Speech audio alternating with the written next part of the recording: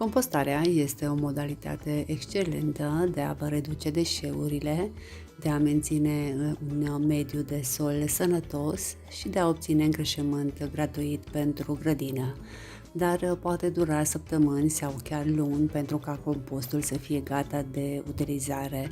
Din fericire, există metode de a grăbi compostarea. Circulația aerului este importantă, așa că odată ce grămada mare de precompost este umedă, va trebui să-l întoarceți la fiecare câteva zile pentru a-l aerisi. Întoarcerea și amestecarea este importantă pentru a crea pungi de aer, pentru a evita excesul de umiditate și pentru a distribui căldura între grămezi.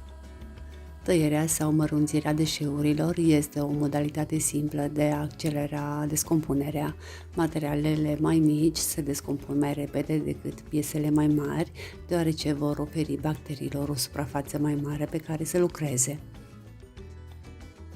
A avea raportul corect carbon-azot este esențial pentru compostare rapidă. Materialele bogate în carbon, cum ar fi frunze, crenguțe, rumegul și hârtie, sunt considerate materiale maro. Adăugarea mai multor materiale maro ajută la adăugarea de volum și de asemenea permite aerului să pătrundă mai bine în grămada de compost.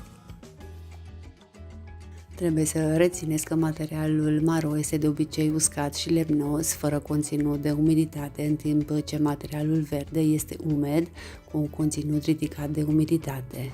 De asemenea, ar trebui să adăugați material bogat în azot în grămada de compost pentru a crea un proces rapid de compostare. Materiale precompost bogate în azot, cum ar fi iarbă, butaj de plante, resturi de fructe și legume, iarba tăiată, precum și resturile de fructe și legume sunt surse bune de umiditate și nutrienți. Dacă întâmpinați probleme pentru a vă încălzi grămada de compost, luați în considerare utilizarea izolației precum fânul sau paiele. Acest lucru va ajuta la menținerea căldurii, permițând accelerarea procesului de compostare. Apoi puteți adăuga accelerator de compost. Ei accelerează procesul de compostare, adăugând rapid azot în grămada de compost.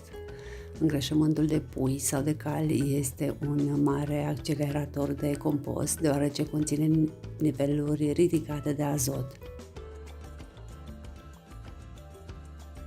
Zațul de cafea este un adaos excelent pentru grămada de compost, este bogat în azot și ajută la accelerarea compostării.